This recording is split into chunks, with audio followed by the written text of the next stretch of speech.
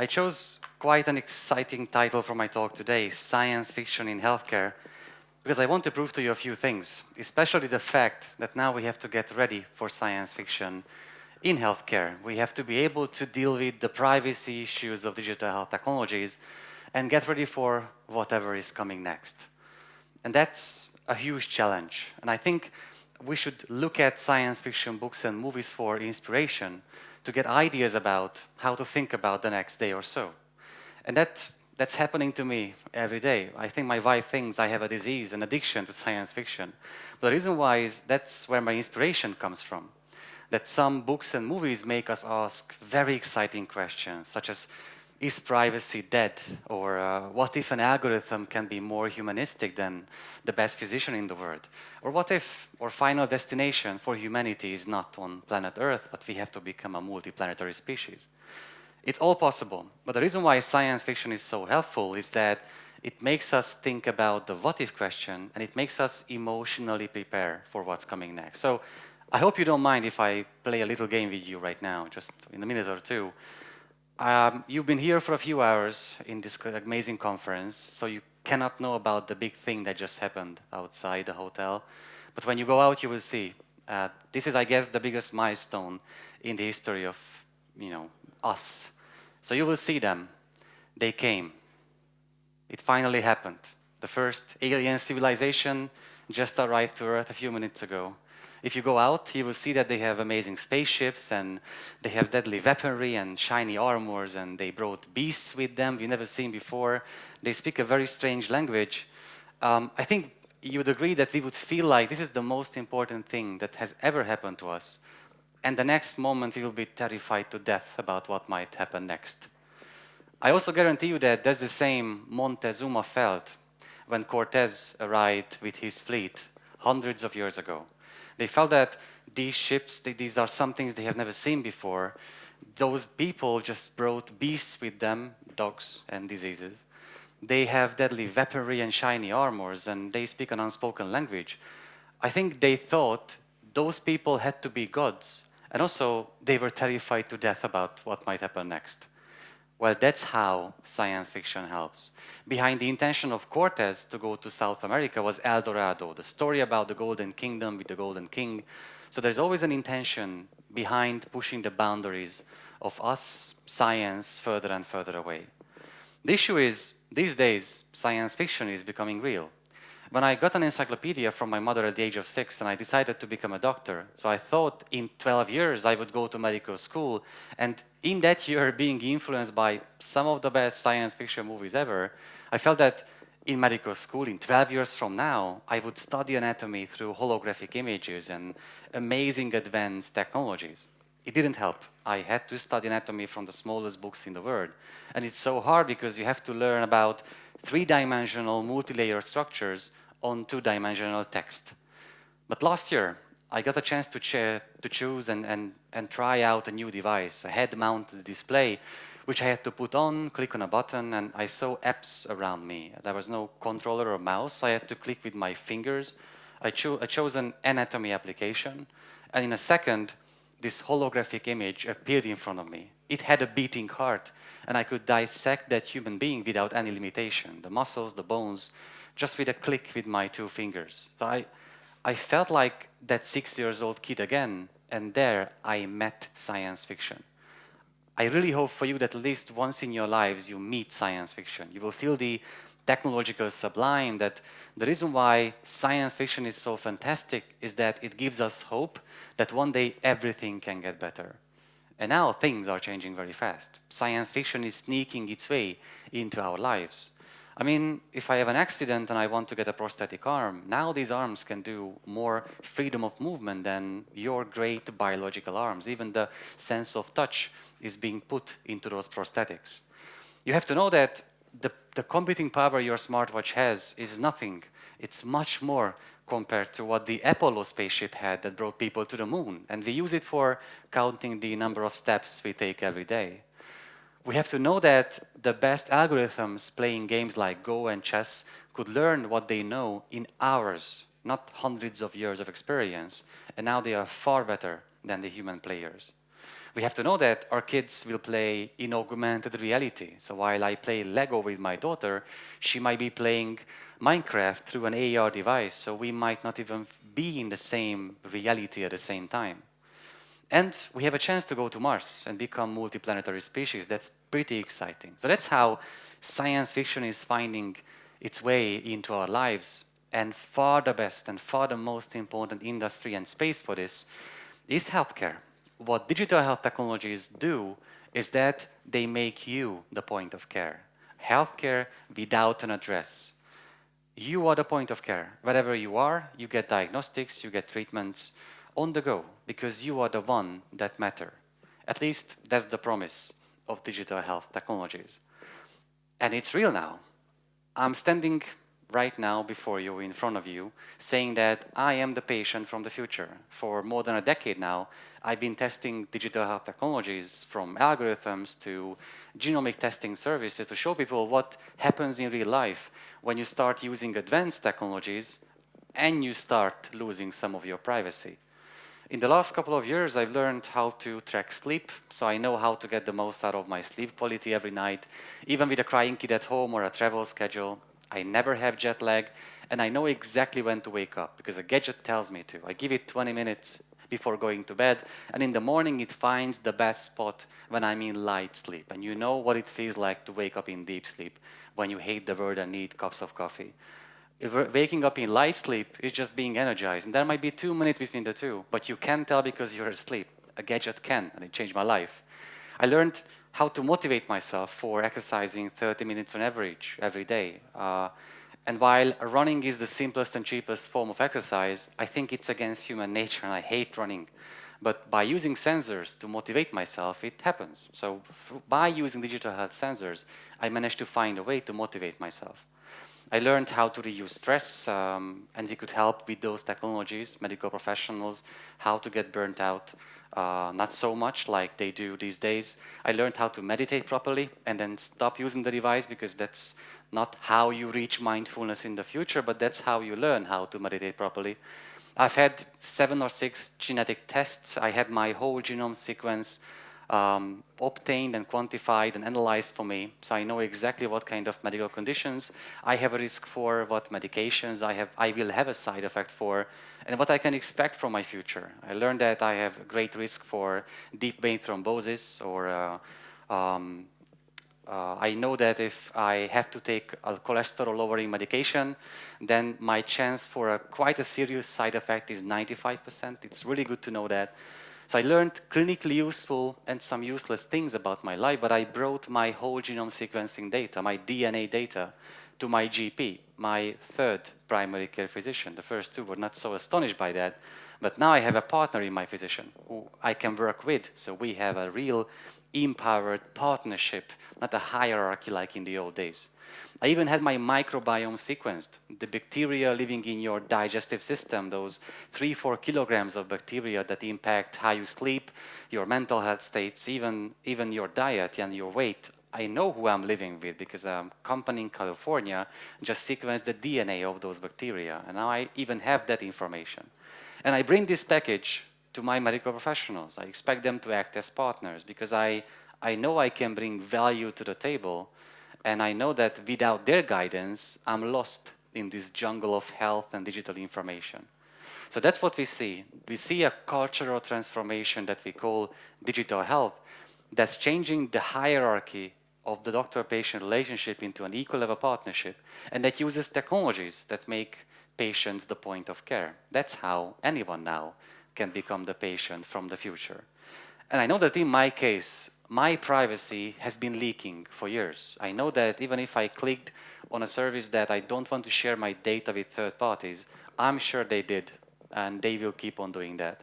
I know that when I measure my heart rate or blood pressure on the long term, those apps are not so secure. But I am the one having the freedom of choice. I know that I am the one making the decision how much of my privacy I'm willing to give up in exchange for a longer and healthier life, at least the chance for that. And I think that's what matters in this era of really advanced digital technologies. That on this scale, on one side, we have our health. I want to live a long and healthy life. I literally see myself boarding a spaceship to Mars at the age of 100 on my legs or with an exoskeleton. I'm fine with both. But I see myself at the age of 100, and I want all of you to live at least to 100, and that's what we have to shoot for now, knowing how medicine, healthcare, pharma, and science have been developing. But that's one side. The other one is my security. Is that my genome sequence is in the cloud, my heart rate, my blood pressure logs, everything is in the cloud, and I'm pretty sure those are not safe. So the patient of the future must be walking on very thin ice, unless they get proper help, not from the medical professionals, that's not their job, but from policymakers worldwide. So what we do at the Medical Futurist Institute is that we look at models of how countries, governments look at this, how they try to solve this privacy issue of the digital health era. And we found 4 major, of course, generalized examples of models of how to deal with this. Well, all of these are based on the freedom of choice. The first example is China, where patients don't have much of a freedom of choice. They do get access to advanced technologies, even artificial intelligence-based algorithms, but it's not really their choice. They use facial recognition systems, they build a social security score system based on those, and then you have to contribute to that. You are being part of it, you are becoming a part of it because you're pushed to. So you get access to technologies, but that's not really your kind of choice. That's the first model. The second is when you still don't have much of a choice, but the 2 things you have to look at is whether I'm willing to give up some of my privacy because I have to use advanced technologies, or I don't get access to care at all. That's the model we found in Rwanda, in Central Africa, where they had a genocide 20 years ago and they had to build everything from the ground up. They didn't have the financials to create healthcare systems like we have in many countries, so they had to take a leap into digital health technologies. In Rwanda, medical drones from a US company deliver medications and even packages to accidents. I mean, imagine a country where it's happening right now every single day. In Rwanda, more than 60% of the population have access to telemedicine.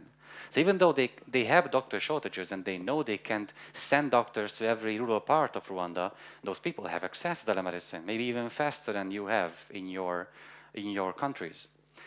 They use electronic medical records supported by artificial intelligence-based algorithms. Really advanced systems because they had to take a leap into digital health. But still, patients don't have much of a freedom of choice.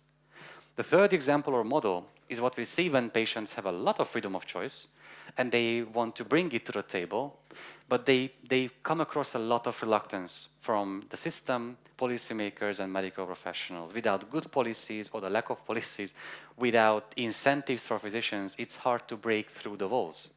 That's what we see in the US, that patients now get access to technologies and information online, and they want to bring it to their doctor-patient relationship. They bring sensors and data, and they expect their caregivers to help with those, but they just bump into walls, and that's why the empowered patient revolution started mainly in the US more than a decade ago. And the fourth model, now you can imagine, the model where everything works perfectly. Patients have freedom of choice. If they want to use advanced technologies, they can. If they don't, that's still okay. They get traditional kind of healthcare.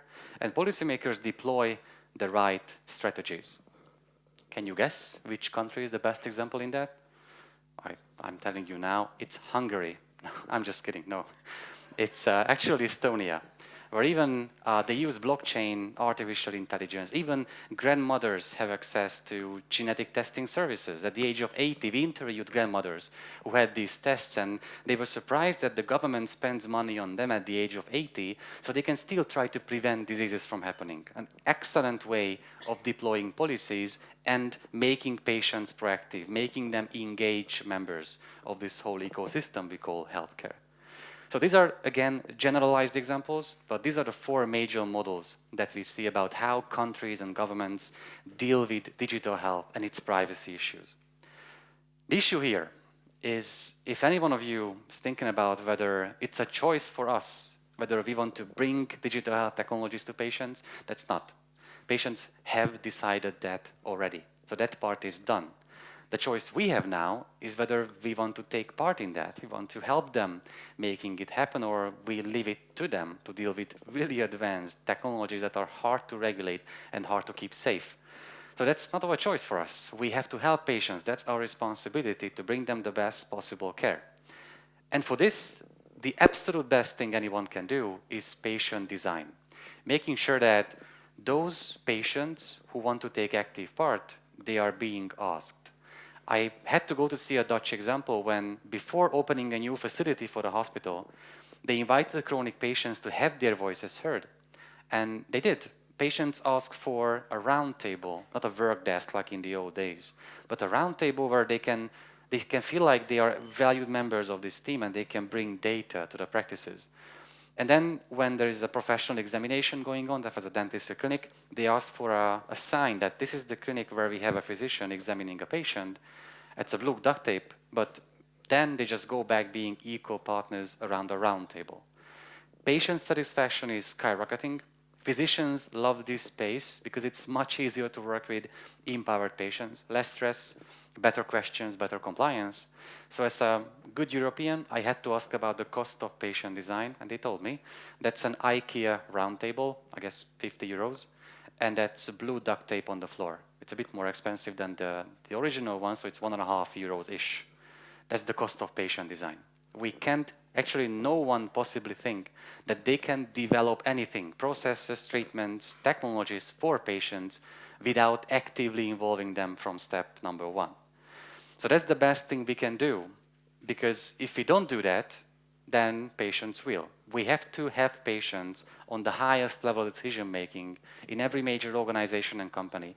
The Food and Drug Administration in the US, they already have a patient engagement advisory board. Some pharma companies worldwide are actively thinking about having patients on the C-level of the company, influencing every major decision that they make.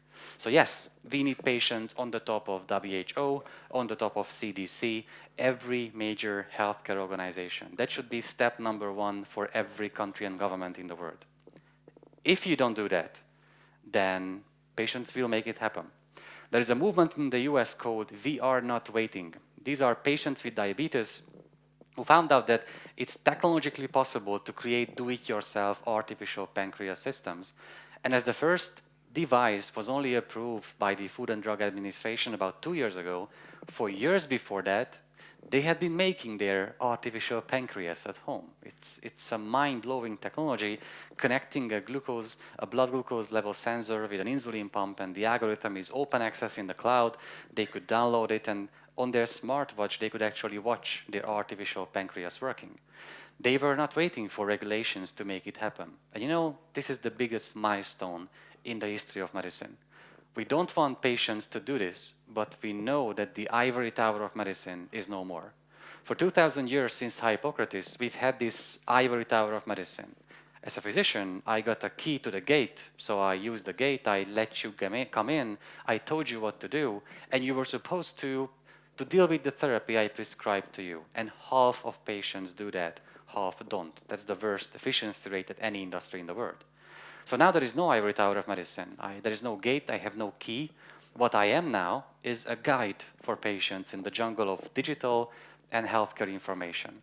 So the We Are Not Waiting movement is an excellent sign that this is happening, but we can't let patients create their own technologies. We can't possibly think that the next thing is that they will start printing out with 3D printers their medications. We can't possibly think that they should sequence their DNA at home with, black market made devices and then bring that data to an algorithm in the cloud, which would give them the right diagnosis. Medicine doesn't work like that. Medicine is not a linear process where we input data, we measure everything about you, and we can tell you exactly what's gonna happen. That's not how it works.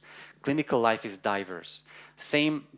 Patients with the same medical condition might describe different symptoms or might have different biomarkers. That's why we need two things here: the amazing supervision, expertise and experience and human judgment of medical professionals, and the amazing computing power of big data analytics, including artificial narrow and then later artificial general intelligence.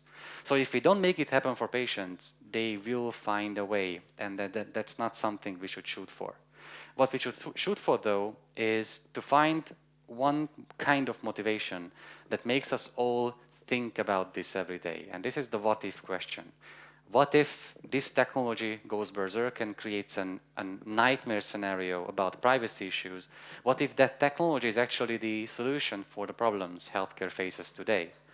And for this, I have to leave you with maybe the best science fiction writer ever. I know people will roast me for this line, but it's Arthur C. Clarke, writer of the 2001: A Space Odyssey, among many other amazing things. The reason why I'm mentioning him is that he grew up on a farm in England. They didn't have much money, that his family couldn't send him to college. But every night he was stargazing and he read science fiction short stories almost every day. So every day he kept playing with the what if question. What if we have this today in the realms of science, that thing is possible? But what if that just becomes possible the next day? And that's an amazing feeling to have. And you might know that in the 1960s, Arthur C. Clarke predicted social media, telemedicine, artificial intelligence, GPS satellites, and a few more issues, more than 50 years ago. So he was quite good at that because he kept on playing with the what if question. Now that's what's happening in healthcare. If I tell you the word healthcare, I think most of you will not think about as the most efficient, the most creative industry in the world. And it's not, as of yet, because it's bound to the ivory tower of medicine. But this ivory tower is no more. So what's happening now is patients are contributing like never before. And this creates a new ecosystem, a new kind of partnership, and a new chance for all of us to have longer and healthier lives by becoming the point of care. And when we think about how we could improve healthcare with these, we have to think about those ideas that just look too good to be true, or just seem to be really dangerous and out of bound, like genomic testing. You know, if I ask you 10 years ago, what if we just let patients have their genome sequenced and let them deal with the huge amount of data that come with it? Many of us would have said that that doesn't sound like a good idea, but it is. I learned so many things about the future of my health that now I can rely on my partner physician to get the most out of it in the long term and have a chance for a long and healthy life. So we have to get used to that. Some ideas look too futuristic or too out of bound, but that's how science fiction works. And the more we ask ourselves the what if question, the more we can prepare. And as in medicine and healthcare, really amazing things are coming that will make you the point of care, whether you want it or not. It's really important to keep the freedom of choice that we have, and that only happens if we are proactive and taking charge. Thank you for your attention.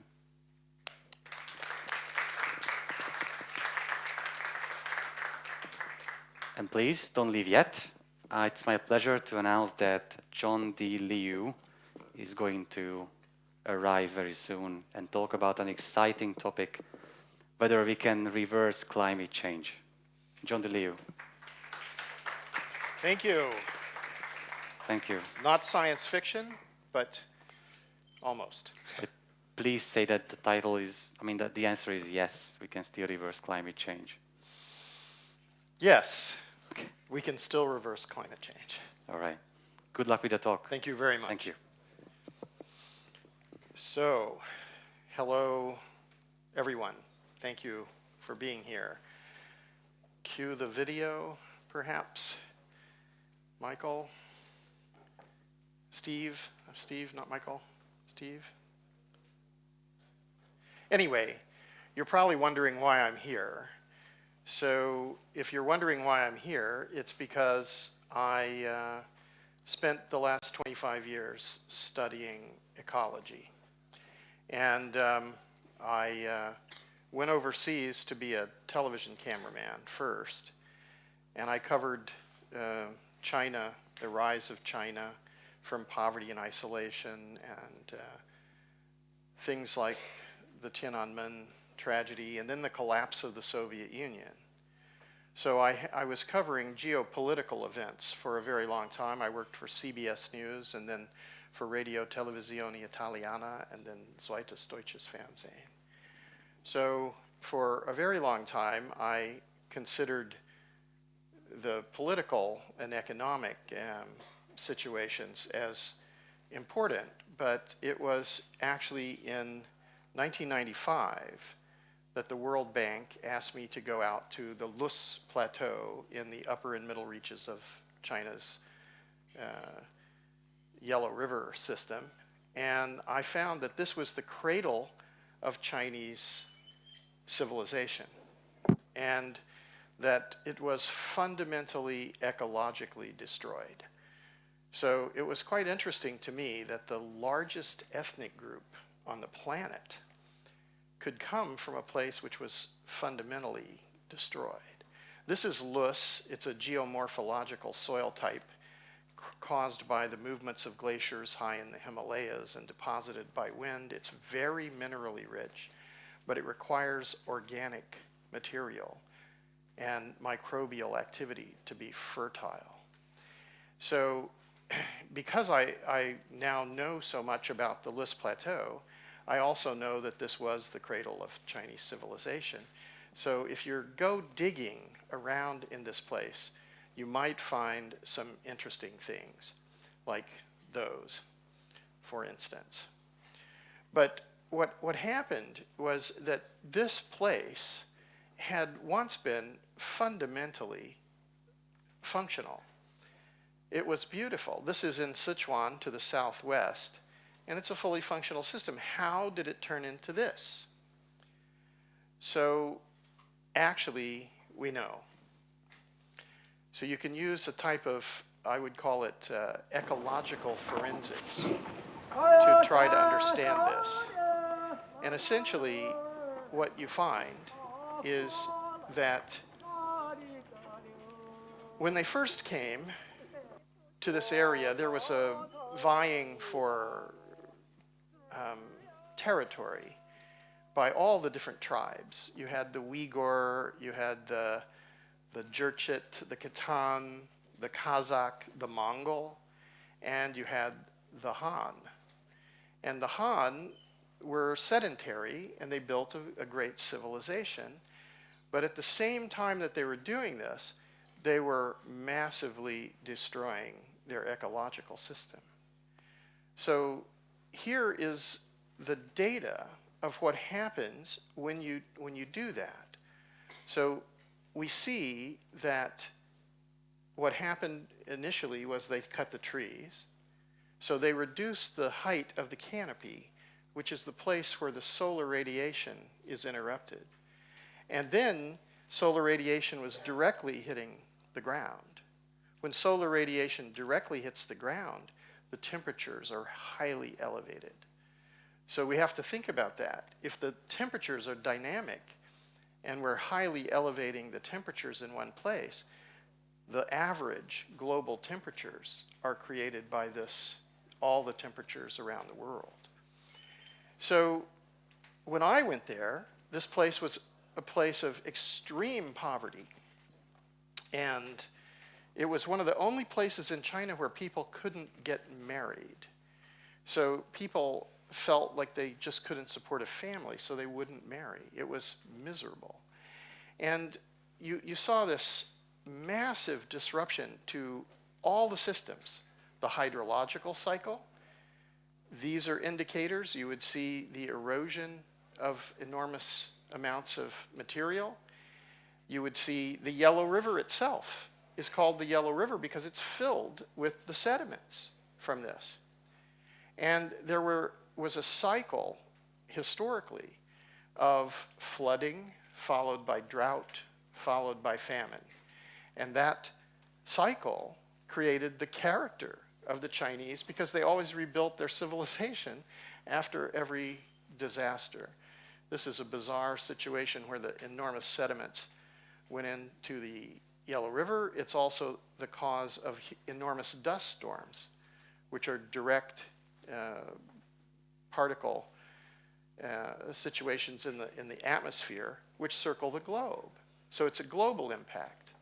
Now, if this were where the story ended, it would be a very sad thing. But in China, as China was growing up, here our drums should come in, and we should have a little bit of sound here. Guys, maybe. Whenever I go to Shanxi, the drummers always come out. But loud. Too much.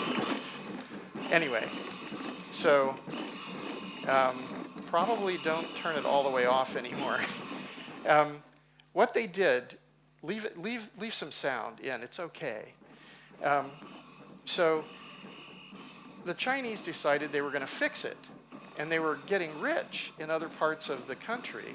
So it was kind of interesting that they said, we have a responsibility to these people in a remote area who were the poorest in the country. So they began this project. This was a $500 million project, which was assisted by the World Bank and the British government. And I was asked to document it. So when I went out, it just was a ruin. And they began to treat this. What you're seeing here is terracing. But I would say this is not a terracing project. That's an aspect of it. So this is about water infiltration and retention. Essentially what they did was they designated ecological land and economic land. So if you couldn't make the field flat, you had to release it to ecology. So they massively reduced the area under cultivation. And this is fascinating because they massively reduced the area in cultivation, but they massively increased the productivity. So you can increase productivity by reducing the area in cultivation. This is very interesting.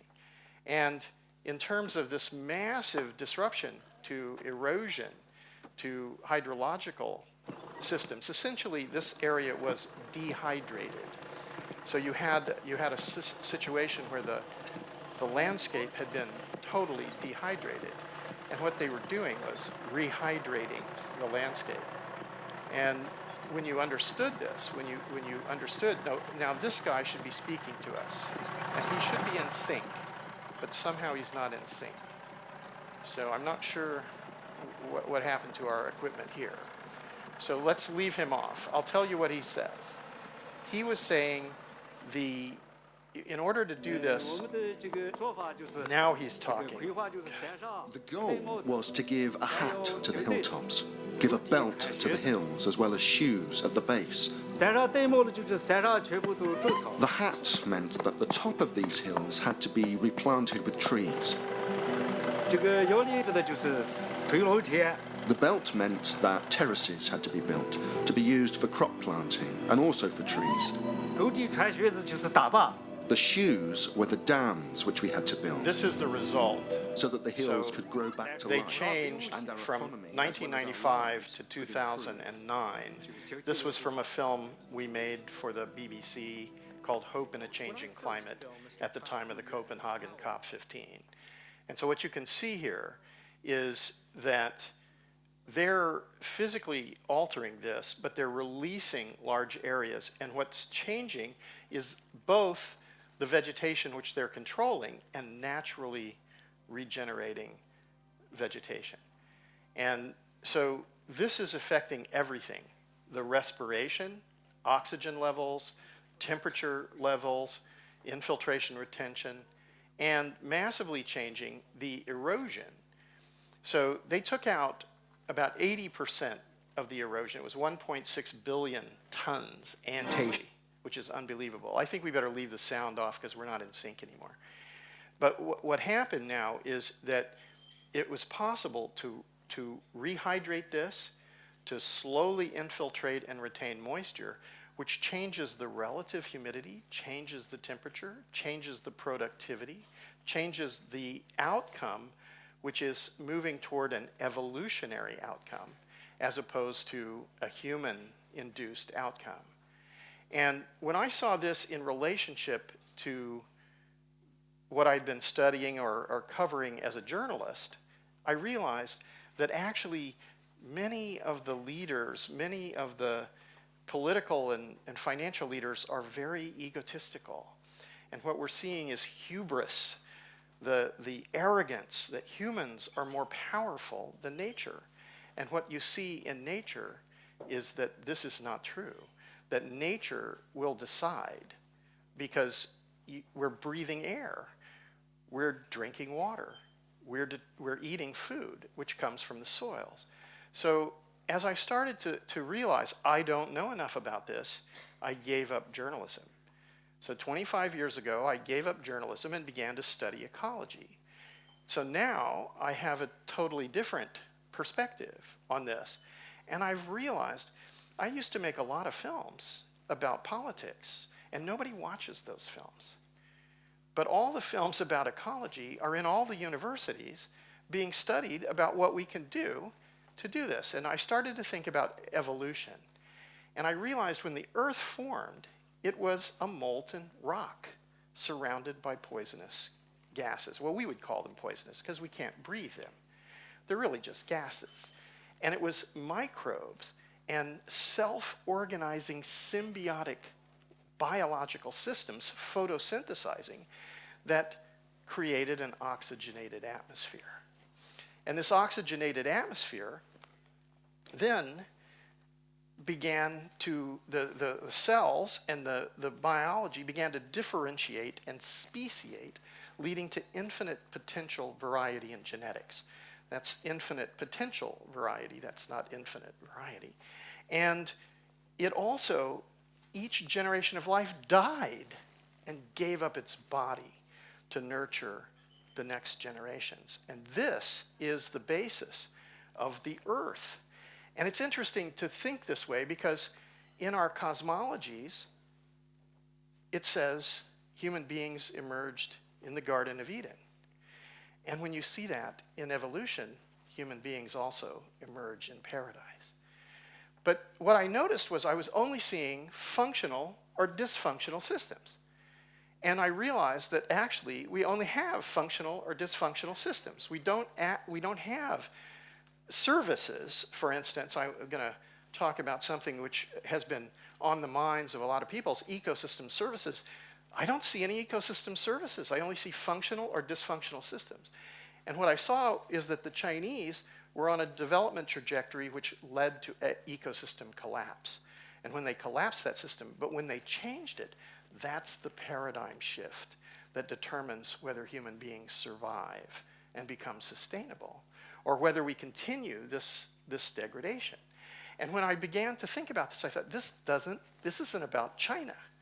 This isn't about the Loess Plateau. This is about Earth, and this is about human beings, and what we understand, what we think is the purpose of life, what we think is our intention. Are we here to control other people? Are we here to amass material possessions? What are we doing here?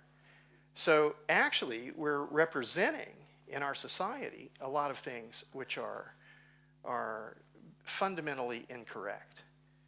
And we need to rethink this. We need to have a worldview. We need to act as a species on a planetary scale. So the real problem that we have now is that we're acting for individual interests, and yet we need to be acting in our collective interests because our collective interests are our individual interests. And I began to go around the world. This is in Ethiopia, and I found that actually Neolithic agriculture is taking place today. And I also started to analyze industrial agriculture, and I realized industrial agriculture is Neolithic agriculture on steroids.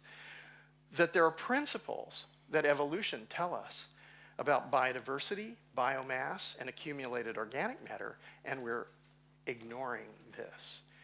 And that CO2 and other greenhouse gases are not the sole impact of human beings on climate, and that the indicators are there, and we can use ecological forensics to understand what has happened and what is happening now.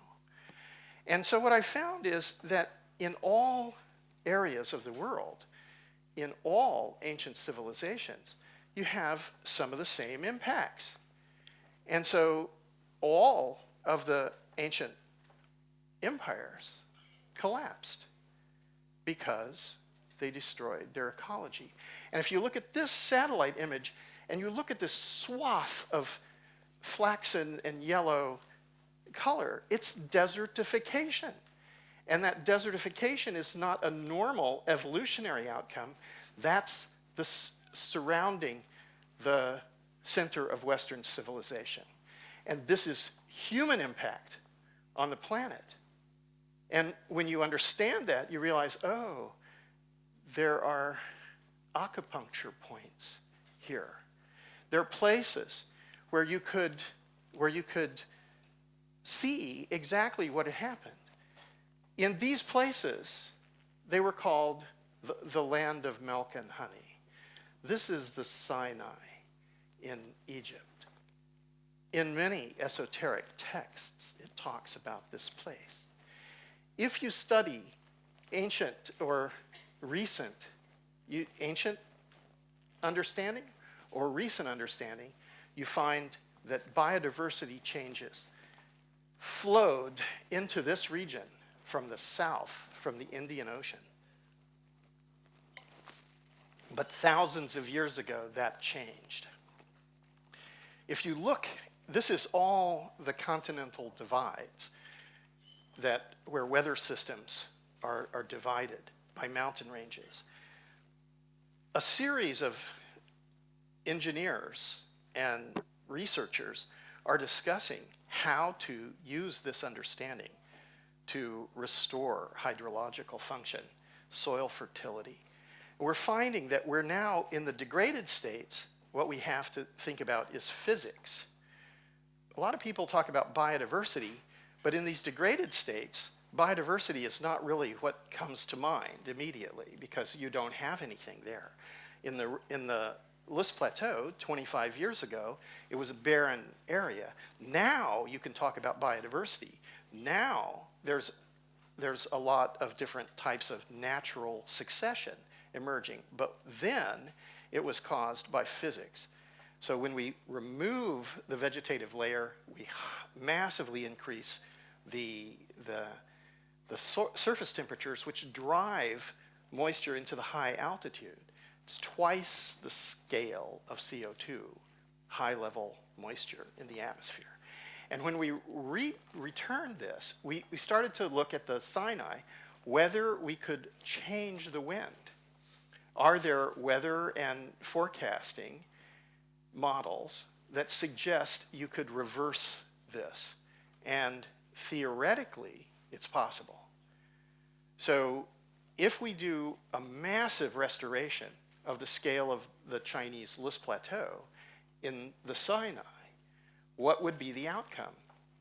In the long term, it would retain moisture closer to the soil, would change wind direction and wind speed. It would also lower vortex activity, which is a very important aspect because we're seeing massive changes in storms. So what I've started to realize is we actually need to do collaborative inquiry for collective intelligence. We should be at least as intelligent as the fungus. And we're not now. We're acting as if we learn things for our personal benefit, but it's useless. We need to be the 100th monkey and learn all these things so that as a species, because we're going to die, and we're standing on the bones of our ancestors. And when we don't understand that, and we act as if we're more important than generations that have been in the past or the generations to come, we're failing to evolve our understanding. So there's quite a lot of data going into this, but the things that, it's too difficult to, in 30 minutes, to tell you all of these things. But I can tell you that this is what's the Taklamakan in China, in Xinjiang. And the Chinese have put a shelter belt through the middle of this. Taklamakan means you go in, but you don't come out. That's the name in the local language. And even there, you can do this. Now, I wouldn't say that we should do this, But the fact that you can do this is of huge importance. So we're starting to understand what is possible. We're starting to understand how things emerged. And we're starting to realize this is the great work of our time. This is what humanity is called to do at this time, because the damage worldwide is caused by human beings. This is speaking in El Salvador about 8 years ago. They've just called for a decade of ecological restoration.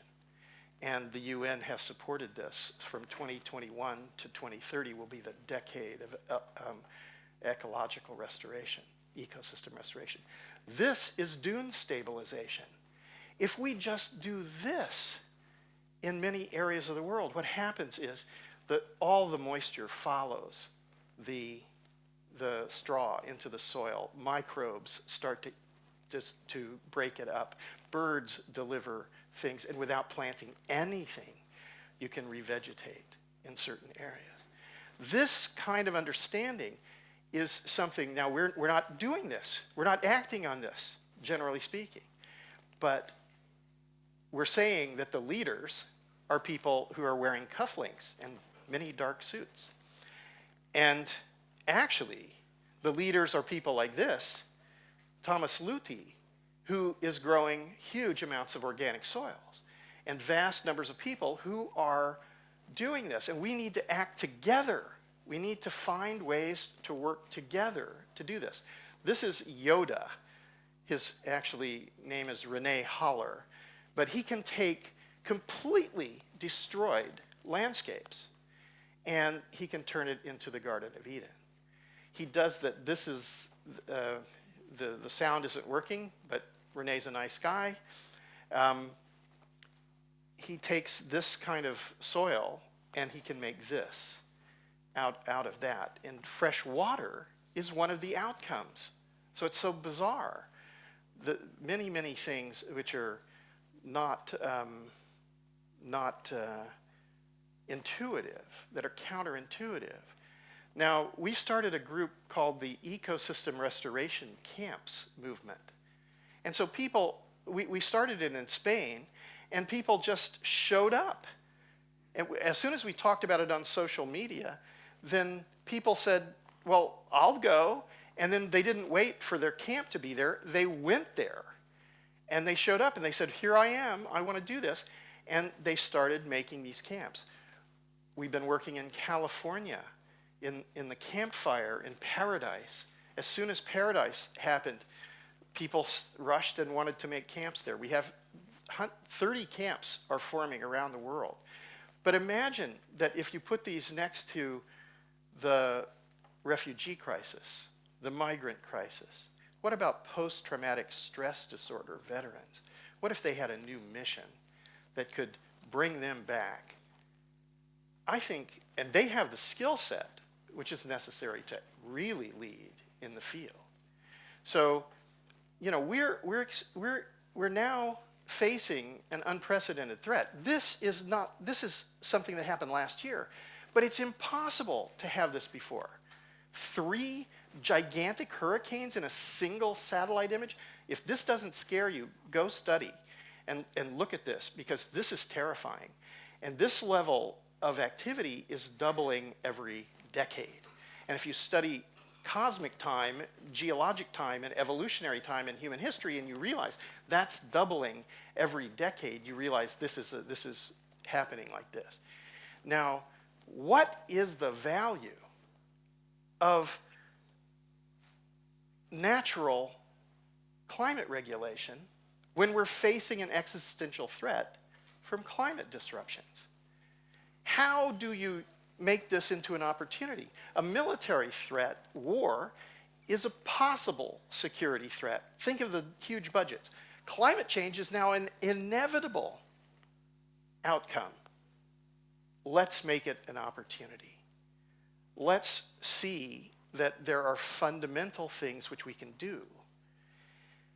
If we transfer money from security and make this real security, we're going to restore these areas. All these people who are now marginalized are some of the most important people to do this.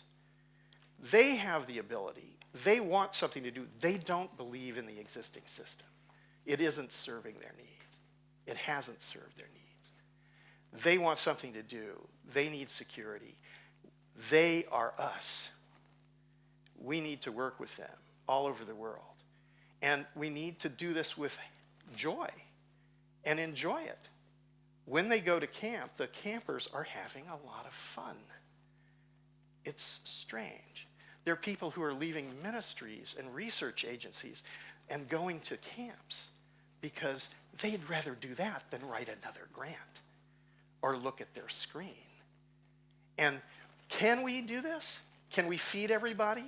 Can we value ecological function? Is it really more important, our consumer stuff, or is that garbage? Are we valuing garbage more than ecological function on the planet? Are we supporting the people who are doing the work? Do we understand what causes climate regulation? The fact is, this is very well studied now. The climate is very well understood. We need to take what we already understand. We need to continue to study it, but we know enough to know. Biodiversity, biomass, and accumulated organic matter are the basis of the oxygenated atmosphere, the freshwater system, soil fertility, and biodiversity. And we can do this. And it's not that difficult. We're just not focused on it. It has to be our collective intention. We need to do collaborative inquiry for collective intelligence. We must be at least as intelligent as the fungus. And our ancestors are talking to us. They're there. And apparently, according to physics, all time exists at the same time. So here we are. This is our chance to make this an opportunity. And this is real security. My collective writings and films are all there if you want to see it. Thanks for listening to me. Appreciate. Sorry, they had the camera. I don't know.